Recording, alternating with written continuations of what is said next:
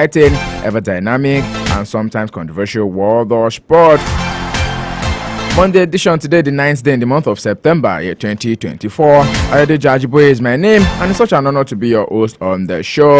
On the menu this morning, I definitely have stories for you from the world of tennis. Yes, Yannick Sinner yesterday night made history, becoming the third youngest tennis player to win a Grand Slam. And this year, just like I've always mentioned, the US Open was very much wide open. And then we saw the 4 Grand Slams of the year splitted into 2. You owe this one, I owe this one.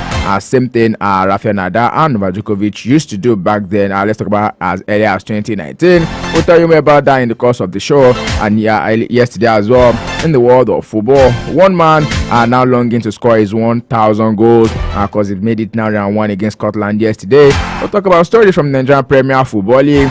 Match day 1, match week 1 now completed. Amazing, is that not? Because he has been longing for stuff like this, and finally it happened. We'll tell you about the big stories coming through from the Nigerian Premier Football League yesterday, and also first start of the season, some upset wins away from home, because the likes of Niger Tornadoes were able to defeat the likes of Kwara United right at home. Also, we're talking about the other games that went down in the Oriental Derby. 3-1, Atlanta FC suffered in the hands of Eyimba. And away from that, talk about the Paralympics. Definitely, the Paralympians put a smile on the faces of Nigerians during the weekend. The Paralympics has now come to a close, and Nigeria finished 40 on the medals table. Definitely getting a couple medals for themselves. 3 gold medals. You can put that there. I'll talk more about that as well, and also be looking forward to the match that will be played tomorrow. That is going to be between the Super Eagles of Nigeria and the guys from Rwanda, coming from the back of the crack of what happened during the last weekend. That was a 3-0 redemption against Benin Republic. All hopes are high now, and then we hope that we continue in this trajectory. More of this on the show this morning. Sports in the Jiffy right here on Empire Radio 102.1 FM. To the switch of the net right now, let's get the show on the road. Sports in the Jiffy on Empire Radio 102.1 FM. Whether you're an early riser or someone who loves the thrill of the game, this is the right place for you to be. The early bet has gone all around the world to catch the scores, and I will be more than willing to serve them to you. All you have to do is to keep to your own end of the bargain and keep it low with me right here on Empire Radio 102.1 FM. Let's go straight into the stories right now. I will start from the world of football, talking about the Super Eagles of Nigeria. It's a new era here, understandable, and the Super Eagles delegation to tomorrow's Morocco 2025 African Cup of Nations qualifier against Rwanda have now arrived in Kigali yesterday, boasting of victory over the Amavubis to end this window of the AFCON qualifiers on a 100% note. The team of 23 players, 5 members of the technical crew, made it to Rwanda yesterday at about 5:20 game tomorrow as well. The game is going to be played 3 p.m. Rwandan time, but 2 p.m. Nigerian time under the hot sun. Someone joked with me this morning and said that it's more like the sun is shining in this part of the world or the part of the earth than other places. Because why? It's just some minutes past 10 a.m. and you can see the sun scorching already. Don't forget that over the weekend, the Super Eagles were able to defeat Benin Republic 3-0 under the management of interim head coach Austin Eguavon, and now he's saying that the team is ready for the battle in Kigali, boasting that the Eagles can beat any team with the quality of the players in the team. I will talk more about this evening on the Sports Talk Show on Empire Radio 102.1 FM. You want to keep it low with us right here on Empire Radio 102.1 FM, 6 p.m. down to 7 p.m. with time for us to go into the nitty-gritty of all of these stories, sharing more light into everything that transpired in that game. Because yes, there were talks from General himself, who also admitted that the Super Eagles were superior to his own boys. And then away from that, right now, let's go straight into the Falconets, who have now achieved their dream and made it into the next round at the ongoing Under-20 World Cup right there in Colombia. Head coach of the Nigerian Under-20 women's team, Christopher Danjuma, is over the moon after his team qualified for the 2024 FIFA Under-20 Women's World Cup round of 16. They were also being able to steamroll over Venezuela 4-0 in their last group match on Sunday. Goals from the likes of Amina Bello, Chiamaka Okuchukwu, Flourish Sebastian, and Joy Igbokwe saw Nigeria finish second behind Germany in Group D with 6 points, progressing to the round of 16. Their 10th time of reaching the knockout stage of the competition since its inaugural edition in 2002. Don't forget that the Falconets have only missed out of the Under-20 Women's World Cup just once, and the ones that they missed out of was the year that the Under-20 World Cup was not staged, and that was in the year 2020, the COVID wrecked year. Meanwhile, Nigeria will be in action this Friday against September 13, and they'll be facing off a team that is yet to be decided because the opponent in the round of 16 fixture will be starting at 2 a.m. at the Estrado Metropolitano de Tego in Bogota. The team have qualified for every edition, just like I mentioned, and has been runners-up twice, losing to Germany on both occasions in 2010 and 2014. Away from that right now, let's talk about other sports on the show this morning. Let's start with the world of boxing, where it appears that Anthony Joshua's camp is already making plans for beyond the Daniel Dubois fight, with rumors of a fight with rival Tyson Fury abounding, and that's according to reports that are emanating from Saudi Arabia. And the Saudi Arabian Minister of Turkey Al-Sheikhi has confirmed that he is gearing up to make an offer to Anthony Joshua and Tyson Fury for the British pair to finally do the battle against each other for the first time in their careers has been mooted by both camps, stretching back a number of years now. However, the stars will finally align in that regard, with Joshua and Fury potentially in a position to fight for the undisputed honors by the end of this year. We wait to see how that one is going to pan out in the next couple of days as well. And into other sports, but still very much on the home front this morning. Let's talk a little bit about cricket on the show. Because yes, whatever your agenda is, you're definitely on my agenda. And it's been said that Lucky shines as Nigerian trash Ghana in under-19 series. Our fast-rising Nigerian player Pieti Lucky was named the player of the match as Nigeria's under-19 female cricket team beat the Ghanaian counterpart by 178 runs in the first game of their series at the Unilag Cricket Oval yesterday. Lucky was just 3 runs shy of a century with 97 runs from 53 balls, including 12 fours and 2 sixes. Nigeria won the toss and elected to bat first, raising to 212 runs for the loss of Kuli Agboya and Peace Hussein, who got 3 wickets each, limiting the Ghanaians to just 34 runs in all out in 8.5 overs. The series was organized by the Nigerian Cricket Federation to tune up the preparation of the team for the 2025 ICC Under-19 World Cup qualifiers in Rwanda later this month. Nigeria and Ghana are joined by selected Nigerian side led by batter Sunday Salome, as well as the Southwest female cricket team. And in the opening program of the series, the tech teams Nigeria defeated Team Southwest by 67 runs. Still talking football, still talking sport on the show this morning. Let's talk about the Games Village that is now open for the Nigerian National Youth Games, the 8th edition of it. The Games Village for the 8th National Youth Games tag, that's about 2024, will open today ahead of the opening ceremony, which is set for this Wednesday, September 11, 2024, at the Stephen Keshi Stadium in Asaba, Delta State. Secretary of the local organizing committee of the game scheduled to run from September 9 to 19 at the same venue. It was said that all the venues scheduled to host the athletes will start operating from today. Owojero, who is the Director General of the Delta State Sports Commission, stated that over 5,000 athletes competing at the games will be camped at different venues, including Dennis Osadebe University, the Sports Commission Hostel, Anglican Girls Grammar School, and Infant Jesus Academy. Organizers of the games have assured all athletes of health insurance in case of medical emergency during the competition. The game is said to be witnessing the participation of Team Sokoto under 15 handball team, under 15 male handball team, under 15 male volleyball team, and under 15 football team. Well, for some states, it's been said that their sports body are not too happy with the state government. More like Kwara State, where Swan has now come out to say no. We don't know why the state government is not allowing us to put out our football team to represent the state at the National Youth Games. I will look forward to see how that one is going to pan out. And then lastly, on other sports, let's talk about Team Nigeria, who won 7 medals at the Paris 2012 Paralympics. The games ended yesterday, marking the country's worst outing at the summer event. Nigeria finished the tournament with 2 gold, 3 silver, and 2 bronze medals to finish 40th in position. On Sunday, Nigerians Folashade Oluwafemi Ayo broke a world record in the women's over 86 kilogram para powerlifting, becoming the first para athlete in history to lift 166 kilograms and winning the gold medal in the process.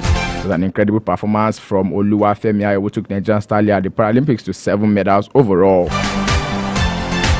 More of this on the Sports Hub Show later tonight, 6 p.m. down to 7 p.m. right here on Ipa Radio 102.1 FM. Of course, yes, we've got more of these stories for you, and you definitely want to keep it low with us. Straight to Europe right now, let's start with the world of tennis, where itself Yannick Sinner dedicated his US Open title victory on Sunday to his aunt, who he revealed is battling serious ill health. He admitted that he doesn't know how much longer he will be having her in his life. At the world number 1, Yannick Sinner, which 23 clinched his second Grand Slam title of the season when he swept aside Taylor Fritz 6-3, 6-4, 7-5 before fighting back tears on the trophy. Arsenal had arrived in New York under a cloud after it was revealed they had failed 2 drug tests but escaped sanction, was also cleared of wrongdoings. And now it's been said that Yannick Sinner is making history and record for himself. Of course, why not? He's now become the youngest player to win the Australian Open and the US Open in a season. Been at the age of 23 years and 23 days. He's making record for himself. The oldest to do that, who is on 24 years, was Novak Djokovic back there in the year 2011. And also is now the third youngest player to win the title at the Cincinnati Open and US Open during the same season, after the likes of Andy Roddick 2003 and John Encro in 1981 during the Open era that we are in right now. Definitely big ups to Yannick Sinner, writing his name up there among the elite of the elite in the world of tennis. Well, we cannot talk about him and not talk about his girlfriend though. Yeah, Anna Kalinskaya. That's why we are here. But then we'll talk about it on the Sports Hub Show this evening at 6 p.m. down to 7 p.m. Away from the ATP, let's go straight into WTA. One woman who definitely wants to be a force to reckon with when you talk about tennis. Talk about Aryna Sabalenka. And after a previous earthquake in New York, Aryna Sabalenka has finally got her hands on the US Open trophy. You trust her. Whenever she's been asked after winning every game, she's going to tell you, maybe we'll go get some drinks. Yes, I don't know how, but she likes to talk about drinks. The Belarusian was reduced to tears following her loss to Kogav in last year's final after winning the opening set comfortably. And in 2022, she let a 4-2 lead slip in deciding set of her semi-final against the Grosjean, while she felt a shock defeat by Leila Fernandez at the same stage a year earlier.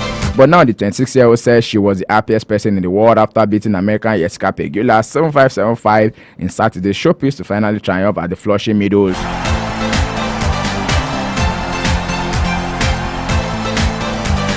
And now you can tell it's a new era in the world of tennis. Before this year's US Open, Sabalenka said she was trying to find things which bring joy after a tough year and a match her former boyfriend Konstantin Kostov died in what Sabalenka called an unthinkable tragedy. You can see our coach yesterday having a picture of a tiger right there on his head. Well, maybe that was what propelled her to victory yesterday. You never can tell.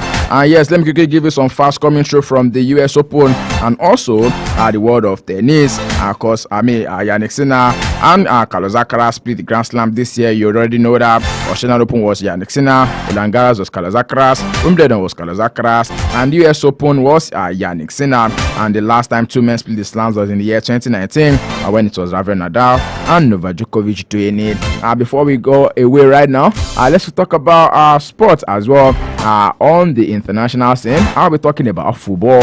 Yes, I saw a couple matches right there in the UEFA Nations League. And let's go talk about Cristiano Ronaldo. Yes, raging right now. And after Cristiano Ronaldo has stretched his supple leg to turn in his down and first career goal and down Scotland yesterday, he tore away to the corner flag to perform his customary celebration with all the gusto of the man scoring his fourth.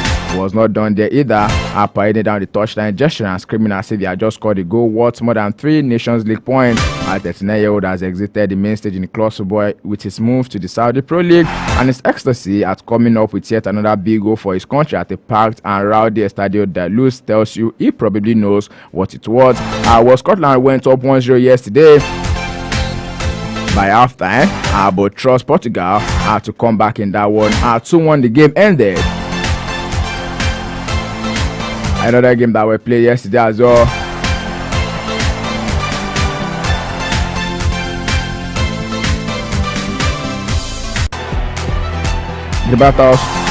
Gibraltar also drew 2-2 with Leicester.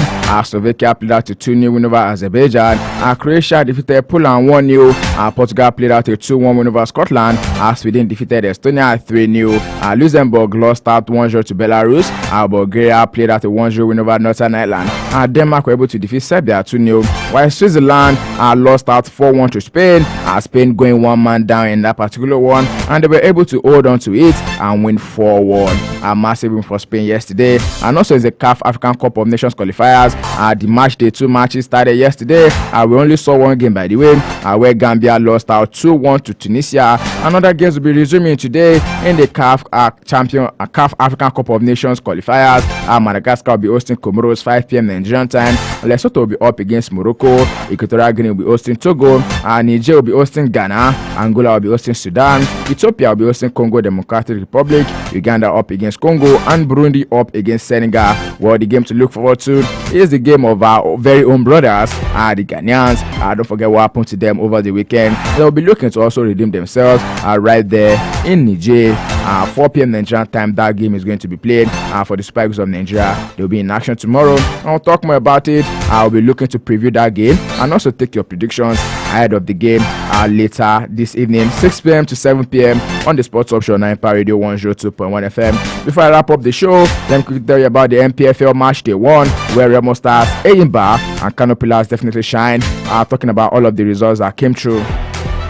Remo Stars began their campaign in a style with 2-0 victory over Abia Warriors. Super Eagles defender Sadiq Ismail, the guy who scored the last goal for Remo Stars last season, was the one who also broke the deadlock early in the second half of the new season yesterday, putting the visitors ahead. And Fatokun then sealed the win with a second goal, ensuring Remo Stars picked all 3 points on the road.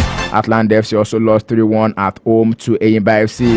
Atlanta at the Danayam Stadium could not hold on the fort of the Eyimbas. 3-1 down and ended.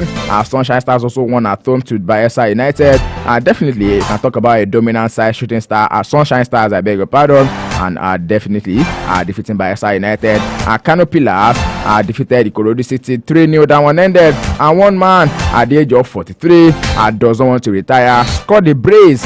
Yes, 2 goals from Rabi Ali, the veteran midfielder. This is his 18th season in the Nigerian Premier Football League. One man that definitely needs to be studied when it comes to Nigerian football. And Nasarawa United also played at a 1-0 against Shooting Stars. Bedell Insurance played at a 0-0 draw against Rivers United. Plateau United won 1-0 at Katsina United. Kwara United let their guard loose and lost 2-1 at home to Niger Tornadoes. Well, you can call it a North Central derby, and derby always coming up with its surprises.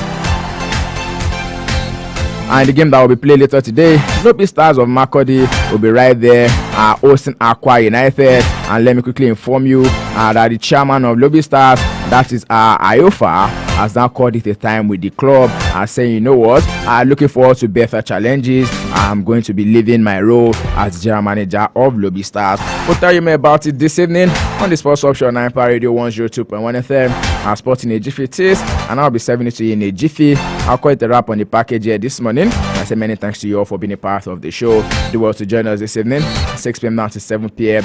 on the Sports Up Show, on our banter, on our rage, on our views, reviews, and all of the interviews, just the way you like it. Do well to get your favorite beverage, might be tea, might be coffee, and be a part of the show this evening. Adeji Ajiboye is signing out this morning. Stay healthy, stay active, drink enough water to stay hydrated. Go out there and be the best version of yourself. Don't forget to stay safe out there. Do well to stay safe.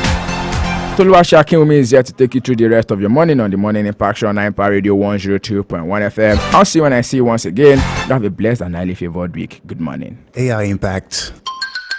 Hi, how may I help you? So everywhere is a bit